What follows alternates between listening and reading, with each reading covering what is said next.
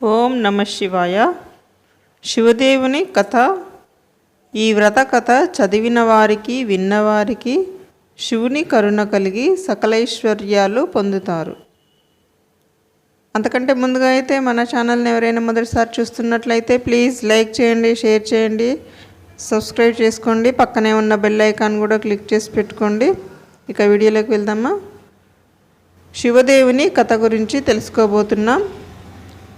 పూర్వము నైమిషారణ్యము శౌనకాది మునుల నిత్య తపోదీక్షలతోనూ యజ్ఞయాగాది క్రతువులతోనూ పురాణాది ప్రవచనములతోనూ మహర్షుల వేద మంత్రోచ్చారణలతోనూ శోభాయమానంగా విరాజిల్లుతుండేది. ఆ సమయమందు పురాణ కథలు చెప్పుటయందు ఆరితేరినవాడును, సకల శాస్త్ర పారంగతుడును ముని శ్రేష్ఠుడైన సూత మహర్షి ఒకనాడక్కడకు వేంచేశాడు. ఆయనను చూడగానే శౌనకాది మునులందరూ లేచి నిలబడి నమస్కరించి ఆ మహర్షి చుట్టూ చేరి, ఓ మునిశ్రేష్ఠ, సూత మహర్షి చాలా కాలమునకు మీరిచ్చటకు వేంచేశారు. మీ ద్వారా కొన్ని సందేహములు తీర్చుకోవాలని ఎప్పటి నుండియో మాకు కోరిక కలదు. వాటిని రూపుమాపి మా జన్మకు ధన్యతను ప్రసాదించండి స్వామి అని వేడుకొన్నారు. ఓ శౌనకాది మునులారా, మీకు శుభము కలుగుగాక. మీ సందేహములను తప్పక నెరవేర్చెదను. అడగండి, ఉచిత రీతిని వాటికి సమాధానములు చెప్పి మీ సందేహాలను నివృత్తి చేసేదను అని సూత మహర్షి వారి అభ్యర్థనను అంగీకరించాడు. స్వామి, ఈ విశాల విశ్వంలో సమస్త చరాచర జీవరాశి యందును మానవ జన్మ మహోత్కృష్టమైనదంటారే. అంతటి గొప్ప మానవ జన్మనెత్తిన మానవులలో పెక్కుమంది పలు కష్ట నష్టములకు, దుర్భర దారిద్ర్య బాధకు లోనవుతూ పలు బాధలకు లోనవుతున్నారు కదా. వారెంతటి తమ పూర్వజన్మ సుకృత ఫలములను అనుభవించుచున్నను వారి బాధలు పోయే మార్గమే లేదా? వారందరూ తృప్తిగా తమ జీవితమును గడుపు భాగ్యమే లేదా? దీనికి ఏదైనా తరుణోపాయం ఉంటే చెప్పండి స్వామి అని ప్రార్థించారు. మునులారా, కలత చెందకండి. మానవులందరికీ తమ పూర్వజన్మ పాప ఫలితముగా సంభవించు పలు బాధలను పోగొట్టుకొనుటకు మన శాస్త్రములందు కొన్ని మార్గములు నిర్దేశించబడ్డాయి. అందులో శివదేవుని కథ అత్యంత శ్రేష్టమైనది. సోమవారం శివునికి అత్యంత ప్రీతికరమైన రోజు. ఏకాదశి కలిగిన సోమవారం మిక్కిలి ప్రాశస్త్యమైనది. సకల జనులకు సకలైశ్వర్యాలను ప్రసాదించి సుఖవంతులను చేయు దివ్యమైన వ్రతమిది. అదే శివదేవుని వ్రత విధి విధానమును, వ్రతకథను చెబుతాను, శ్రద్ధగా వినండి అంటూ చెప్పసాగాడు. పూర్వకాలంలో ఆంధ్రదేశాన గౌతమి తీరంలో ఒక కుగ్రామంలో ఒక నిరుపేద బ్రాహ్మణుడు నివసిస్తుండేవాడు. ఆయన పేరు శివయ్య. అతని భార్య పేరు రాజేశ్వరి. వాళ్ళు కడు నిరుపేదలు. చాలా కాలానికి ఆ దంపతులకు ఒక కొడుకు కూతురు జన్మించారు. ఆ దంపతులు వారిని అల్లారు ముద్దుగా పెంచుకుంటున్నారు. కానీ దారిద్ర్యం వల్ల ఆ బిడ్డల్ని సరిగా సాకలేకపోతున్నామే అని ఆ దంపతులు నిరంతరం బాధపడుతుండేవారు. రాను రాను ఆ బిడ్డలు పెరిగి పెద్దవారవుతున్నారు. వారి ఆలనా పాలన ముద్దు మురిపాలు తీర్చుకొను స్తోమత రాను రాను దుర్భరమైపోసాగింది. ఒకనాడు ఆ దంపతులు తమ దుస్థితిని గురించి బాధపడుతుండగా శివయ్య భార్యతో, ఈ దారిద్ర్య అవస్థ భరించలేకున్నాము. నేను తిరుపతికి వెళ్ళి స్వామి దర్శనం చేసుకొని అక్కడే ఏదైనా వ్యాపకంతో శ్రమపడి డబ్బు సంపాదించుకొని వస్తానన్నాడు. అందుకు భార్య రాజేశ్వరి కూడా అంగీకరించింది. బిడ్డలను జాగ్రత్తగా చూసుకుంటుండమని భార్యకు చెప్పి శివయ్య తిరుపతికి కాలినడకన బయలుదేరాడు. వెళ్ళగా వానికి మార్గమధ్యమందు ఒక ముదుసలి బ్రాహ్మణుడు తారసపడ్డాడు. ఎక్కడికి వెళ్తున్నావని శివయ్యను ప్రశ్నించాడు. శివయ్య తన దీనస్థితిని వివరించి డబ్బు సంపాదనకు తిరుపతి వెళ్తున్నానని చెప్పాడు. అతని మాటలు విన్న వృద్ధుడు, ఓయి వెర్రివాడా, నీవు తిరుపతి వెళ్ళినంత మాత్రాన, స్వామి దర్శనం చేసుకున్నంత మాత్రాన డబ్బు సంపాదించుకోగలవా? నీ దారిద్ర్యం పోయి నీకు సకలైశ్వర్యాలు కలిగి నువ్వు నీ భార్యాబిడ్డలు సుఖపడేలా చేయగల వ్రతం ఒకటి ఉన్నది. అది చెబుతాను, శ్రద్ధగా విను. భక్తితో ఆ వ్రతం ఆచరించి తరించు అన్నాడు. అయ్యా, మీరు నా పాలిటి దేవుడిలా తారసపడ్డారు. ఆ వ్రతమేమిటో, అది చేయవలసిన విధానమేమిటో చెప్పి నన్ను కృతార్థుణ్ణి చేయవలసిందని వేడుకున్నాడు. వాళ్ళిద్దరూ ఒక చెట్టు నీడకు చేరి కూర్చున్నారు. శివయ్యతో వృద్ధుడు ఈ విధంగా చెప్పసాగాడు. పూర్వం వంగదేశాన్ని శూరసేనుడనే మహారాజు పరిపాలిస్తుండేవాడు. అతనికి సుగుణవతి సౌందర్యవతియగు కుమార్తె ఉండేది. ఆమె పేరు సీమంతిని. ఆమెకు పసితనం నుండి శివదేవుడంటే అపారమైన ప్రీతి. భక్తితో నిరంతరం పూజలు పునస్కారాలు చేస్తుండేది. యాజ్ఞవల్యముని సతీ మైత్రేయి ఈ సంగతి తెలుసుకొని ఆ రాకుమారి వద్దకు వెళ్ళి సోమవార వ్రత మహత్యాన్ని, ఆ వ్రత విధానాన్ని తెలియజెప్పింది. ఆనాటి నుండి రాకుమారి సీమంతిని సోమవార వ్రతాన్ని భక్తి శ్రద్ధలతో చేస్తుండేది. సదాశివుని దివ్య కథలను వింటూ ఆయన యందే భక్తి ప్రపత్తులను పెంచుకుంటూ విద్యాబుద్ధులందు ఆరితేరుతూ యుక్త వయస్కురాలైంది. వంగదేశానికి చేరువలో గల అంగదేశాన్ని ఇంద్రసేనుడన పరిపాలిస్తున్నాడు. ఆ రాజునకు చంద్రాంగదుడనే కుమారుడున్నాడు.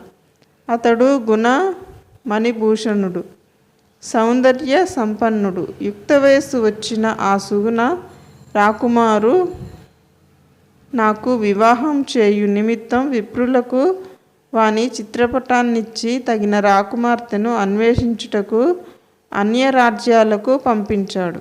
వాళ్ళు దేశాలు తిరిగి వంగదేశం చేరారు.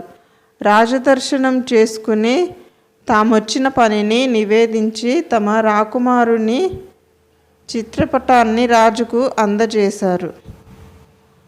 రాజు ఆ పటాన్ని అంతఃపురంలో రాకుమార్తెకు చూపించుటకై పంపించాడు.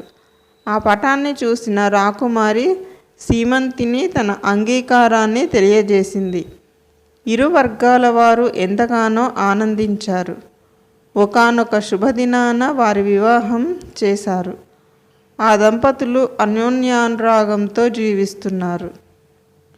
అన్యోన్యానురాగాలతో జీవిస్తున్న ఆ దంపతుల జీవితంలో విధి వక్రించింది. ఒకనాడు చంద్రాంగదుడు తన మిత్రులతో కలిసి నౌకా విహారానికి బయలుదేరాడు. కొంత దూరం పోయేసరికి ప్రకృతి తన ప్రళయ రూపాన్ని చూపింది. తీవ్రమైన పెను తుఫాను గాలులతోనూ సుడిగుండాలతోనూ సముద్ర కెరటాలు ఉవ్వెత్తిన లేస్తూ సముద్ర జలాన్ని అల్లకల్లోలం చేయసాగాయి. ఆ సముద్ర పెను తుఫానులో చంద్రాంగదుడు నౌక చిక్కుకుపోయి అతలాకుతలమై మునిగిపోయింది. ఆ నౌకలోని వారందరూ నీటిలో మునిగిపోయి ఆర్తనాదాలు చేస్తూ అసువులు బాసారు. చంద్రాంగదుడు మాత్రం తనకు దొరికిన చిన్న కొయ్య ముక్కను పట్టుకొని ప్రాణరక్షణకై పలు ప్రయత్నాలు చేయసాగాడు. ఇంతలో అతనికి కొంత దూరంలో మనిషి తలతోనూ పాము శరీరంతోనూ ఉన్న నాగకన్య కనిపించింది. ఆమె ముఖం అద్భుత సౌందర్యంతో విలసిల్లుతూ వర్ణింపనలవి జడకాని అందంతోనూ వెలిగిపోతున్నది. చంద్రాంగదునికి ఆమె ముఖం అత్యంత ఆకర్షణీయంగాను, శరీరం మాత్రం మిక్కిలి భయంకరంగాను తోచింది. ఏమీ చేయటానికి తోచక అట్లే చూస్తుండిపోయాడు. ఆ నాగకన్య చంద్రాంగదుణ్ణి తన తోకతో చుట్టి పట్టుకొని తన నాగలోకానికి తీసుకెళ్ళింది. తన ప్రభువైన తక్షకుని ముందు నిలబెట్టింది. అంతటా తక్షకుడు, రాకుమారి, ఎవరి రాకుమారుడు? ఎందుకు నా ముందు నిలబెట్టావు? నీవేమైనా ఇతనిని ప్రేమించితివా అని ప్రశ్నించి తన దివ్య దృష్టితో చంద్రాంగదుని వృత్తాంతమును పూర్తిగా తెలుసుకున్నాడు. అంతటా నాగకన్యతో, ఓ నాగసుందరి, ఈతడు సామాన్యుడు కాడు. మహాపతివ్రతయగు సీమంతుని యొక్క భర్త. ఆ మహాపతివ్రత యొక్క పాతివ్రత్య మహిమ వలన నీతడింకను చావక మిగిలియున్నాడు. ఆమె నుండి మనకు ముప్పు రాకముందే నీవితనిని సజీవంగా తీసుకెళ్ళి భూలోకంలో విడిచిపెట్టి రమ్ము. ఆమె సోమవార వ్రత నిరతురాలు, శివభక్తు అయినందువలన మనకు చిక్కియు ప్రాణాలతో ఉన్నాడు. కావున ఈతనిని భూలోకంలో విడిచిపెట్టిరా అని నాగకన్యకు ఆజ్ఞాపించాడు.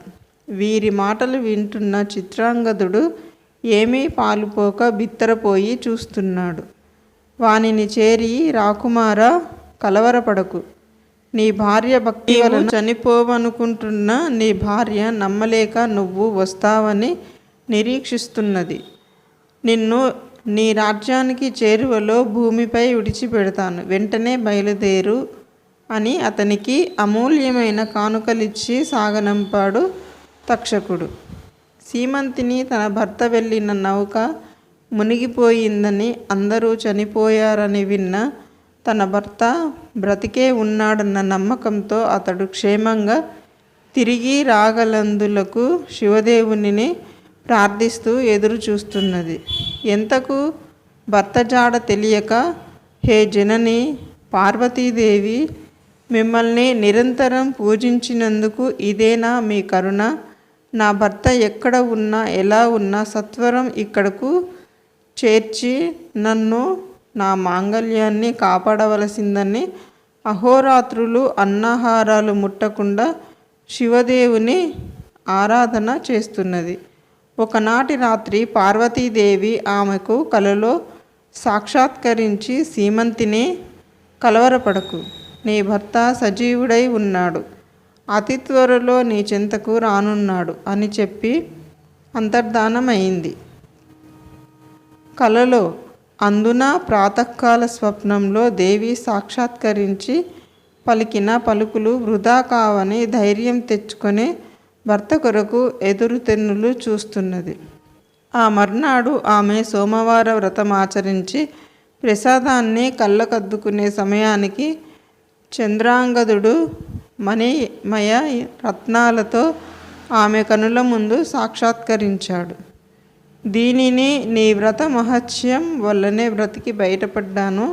నాగకన్యలు నన్ను రక్షించి తమ రాజు వద్దకు కొనిపోగా ఆ మహానీయుడు నీ ఉదాంతమంతయు తన దివ్య దృష్టితో చూసిన వాడై వారిని హెచ్చరించి అపూర్వమైన కానుకలతో నన్ను భూమికి సాగనంపాడు అని చెప్పాడు.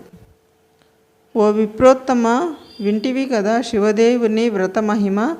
నీవు నీ గ్రామానికి వెళ్ళి నీవు నీ భార్య సోమవార వ్రతము శివదేవుని ఆరాధన చేసి మీ ఈతి బాధలు తప్పించుకొని సుఖశాంతులతో సిరి సంపదలతో వర్ధిల్లవలసిందన్నాడు.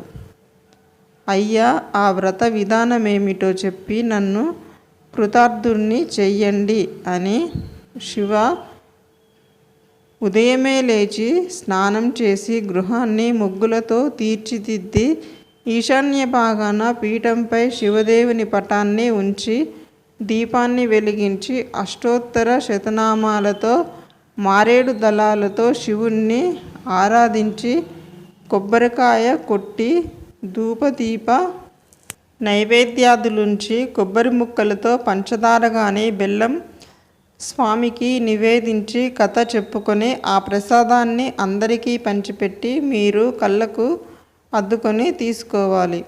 ఇలా 3 సోమవారాలు భక్తి శ్రద్ధలతో శివదేవుణ్ణి ఆరాధించాలి. వ్రత లోపమున్నను భక్తి లోపముండరాదు. అని చెప్పి ఆ వృద్ధ విప్రుడు అంతర్ధానమయ్యాడు. తనను ఉద్ధరించడానికే భగవంతుడు వృద్ధ బ్రాహ్మణ రూపంలో వచ్చి వ్రతాన్ని సూచించాడని శివయ్య సంబరపడుతూ ఇంటికి చేరుకున్నాడు. భార్యతో జరిగిన సంగతంతయు తెలియజెప్పాడు. అంతటా ఆ దంపతులు భక్తి శ్రద్ధలతో 3 సోమవారములు వ్రతాన్ని నిష్టగా చేశారు. ఇరుగు పొరుగు వారికి ప్రసాదం పంచిపెట్టారు. సిరి సంపదలు కలిగి ఈదిబాతలు తొలగి శివయ్య దంపతులు సుఖంగా జీవిస్తున్నారు. కాలక్రమేణా ఏటేటా చేసుకునే ఆ శివదేవుని వ్రతం పట్ల వారికి అశ్రద్ధ కలిగింది. శివదేవుని కరుణ తొలగింది. శివయ్య పూర్వపు స్థితికి వచ్చి ఆయవారం చేసుకుంటూ జీవిస్తున్నాడు. అలా యథాప్రకారం ఆయవారం చేసుకుంటూ శివయ్య ఒకనాడొక ఇంటి ముందు ఆగి భగవతీ భిక్షాం దేహి అన్నాడు. ఆ మాటలకు, అయ్యా, ఈరోజు మేము శివదేవుని వ్రతం చేసుకుంటున్నాము. పూజా పీటల మీద ఉన్నాం. లేచి రావడం కుదరదు. ఈ పూటకు వెళ్ళి రేపు రండి అని చెప్పింది. ఆ పలుకులు విన్న శివయ్య తాము శివారాధనను మరచి అపచారము చేశామని గుర్తు చేసుకున్నాడు. తిన్నగా నదికి వెళ్ళి స్నానం చేసి ఇంటికి వచ్చి పూజాపీఠంపై కూర్చొని శివదేవుని పూజ చేశాడు. అపచారం మన్నించమని వేడుకున్నాడు. పూజానంతరం కథ చెప్పుకుంటూ కథ వినడానికి రావలసిందని భార్యను పిలిచాడు. అలసి ఉన్నాను, బద్ధకంగా ఉంది, వేలాపాలలేని ఈ పూజలేమిటని మొండిగా మాట్లాడింది. ఆ మాటలకు శివదేవునకు ఆగ్రహం వచ్చింది. అందువల్ల ఆమెకు చూపు మందగించింది. ఇది గమనించిన శివయ్య భార్యను మందలించి, చూసావా, శివదేవుని పట్ల మనం నిర్లక్ష్యం చూపడం వల్ల మనకెటువంటి దుస్థితి సంప్రాప్తించిందో ఆయన పట్ల అపచారం, అలక్ష్యం పనికిరాదు. లేచి ఈరోజైనా పూజ, కథాశ్రవణం విను, కాదనకు అని హెచ్చరించాడు. ఆమెకు జ్ఞానోదయం అయింది. ఆనాటి నుండి క్రమం తప్పకుండా శివదేవుని వ్రతం చేసుకొని కథ చెప్పుకుంటుండేవారు. ఇరుగు పొరుగు వారు కూడా వ్రత మహత్యాన్ని తెలుసుకొని భక్తితో ఆరాధిస్తుండేవారు. శివదేవుని వ్రతాచరణ వల్ల అందరూ సుఖజీవునులై తరించసాగారు. కావున ఈ వ్రత కథ చదివిన వారికి, విన్నవారికి శివుని కరుణ కలిగి సకలైశ్వర్యాలు పొంది తరిస్తారని సూత మహర్షి శౌనకాదులకు బోధించాడు. ఓం నమః శివాయ. ఓకే ఫ్రెండ్స్, ఈ వీడియో కనుక మీకు నచ్చినట్లయితే లైక్ చేయండి, షేర్ చేయండి, సబ్స్క్రైబ్ చేసుకోండి. Thank you friends. Thank you very much.